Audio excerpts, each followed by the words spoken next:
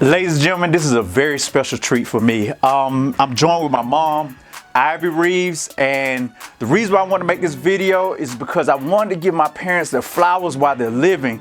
So many times we talk at someone's funeral, we talk at their eulogy, and we talk about how great our parents were and the many different things they did, but now the dead can't hear what we say, so I want to make sure that my mother knows that while she's living, that I love her to death, and just go over some things that, you know, experiences that we've had throughout all the years. So I'm very excited to introduce my mom, Ivy Reeves. So Mom, if you can just kind of talk to the people and just tell us how, you know, it was parenting your children and just raising us.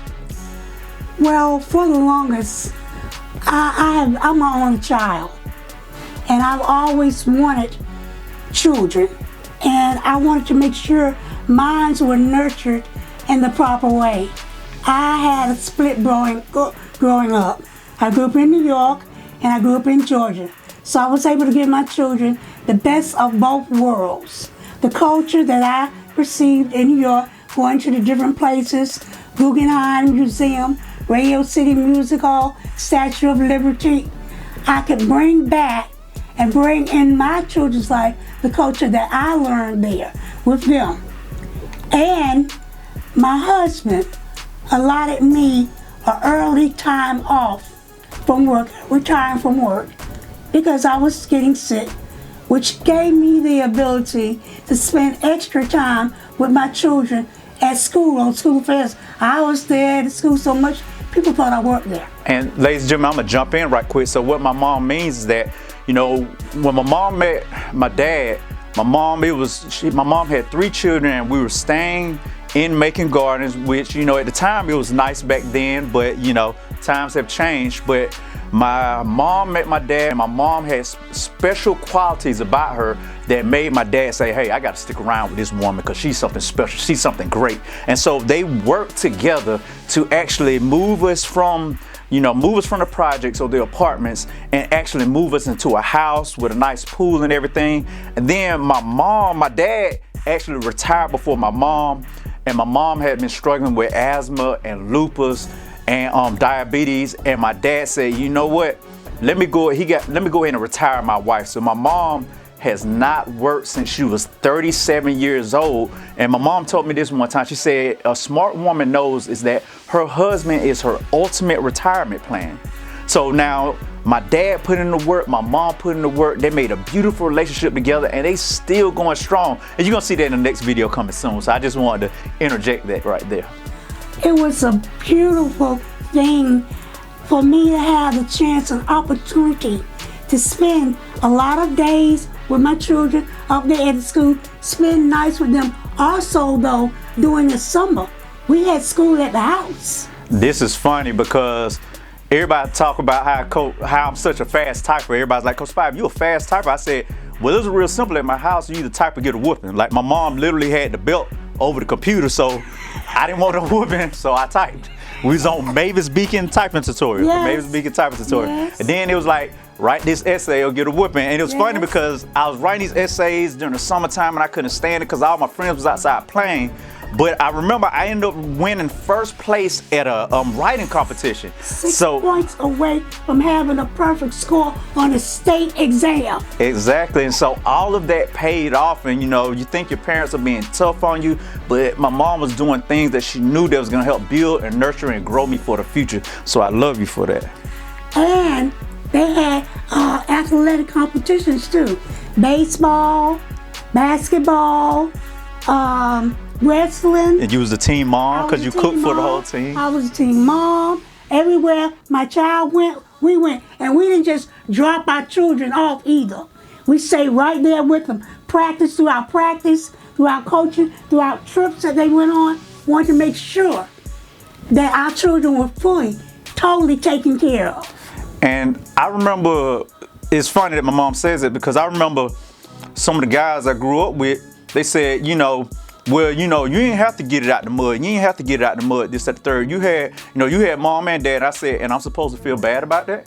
Like, if you got good parents, you shouldn't have to get it out the mud. My parents, my mom, my dad, my mom actually built something for me and helped build a legacy for me and leave a solid foundation. She put fertile soil in the ground so me, my sister, and my brother can grow up and be successful. So if you are doing your job as a parent, your kids ain't got to get it out the mud. If your kids getting out the mud, there's a problem. Somebody didn't do what they were supposed to do. So that's another fact I just want to bring to the table. So I love you for that, because I'm glad I ain't have to just get it out the mud and start from scratch. I was actually able to build off that solid foundation that you set for me. And my mom was the one that taught me about computers. Like, everything I know about computers today, building websites, all that type of stuff, she gave me that solid foundation I need to springboard. And then I gave that to my son, and it goes up and up throughout the generations.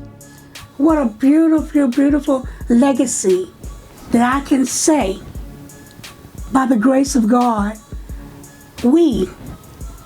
his dad, me, gave them. Yes, ma'am. What a beautiful legacy we gave them. So even in college, they chose what school they went to. Exactly. They chose schools that they went to. We didn't tell them, you going here, you going there. No, it's your choice. You choose your studies, you choose your electives, you choose where you want to go to school at, where you want to thrive at. And I tell y'all something funny. I remember being my freshman year of college at Georgia Southern, and I made a 55 or 65 on my first math test.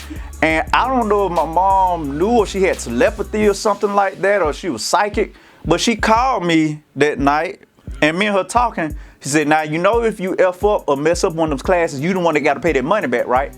And I was like, yes, ma'am. I'm like, does she know I flunked that test? So I'm a little confused. Like, God, how did she know? Like, did they send the scores off or something like that?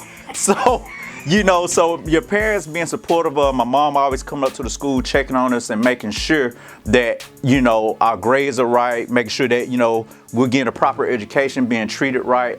Even going over to private school, my parents wanted to make sure that I got the best education, and my mom was the main one spearheading that. So, it's just great just to see them working in tandem together. Now you see people that are so divided, the mother, the father, and they don't work together. But my parents, man, both of them sacrificed, they came together. My mom, made sure that we put education first. And so, I'm at where I'm at today because that was instilled from a very early age, and it got real simple. Either do right or get a whooping. So, that was even better. Well, now, they didn't get whoopings for all things. They had to write 100 times, I will not do this, I will not do that. Yeah. Okay, because you can't whoop a child for everything. You have to have different measures of helping them. Correct. To get the message. And correct. And so I look at parenting today because I have been in education so long. And, you got some parents that are really doing a great job out there, but then you got some parents that, they didn't get what I got growing up and didn't have the support. So you got some kids that didn't have the support that, me and my sister got growing up.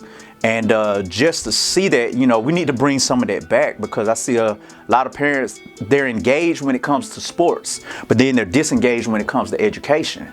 And then my parents didn't uphold us. My mom and dad, they didn't uphold us in our wrongdoing. So they didn't come up to the school just to yell at the teacher or anything like that. They wanted to hear everybody out. And if we was wrong, we were wrong. We had to apologize, of course, and whatnot. And we got in trouble. Sometimes we had to write. Sometimes we had other forms of punishment. So my parents, like my mom, they always held us accountable.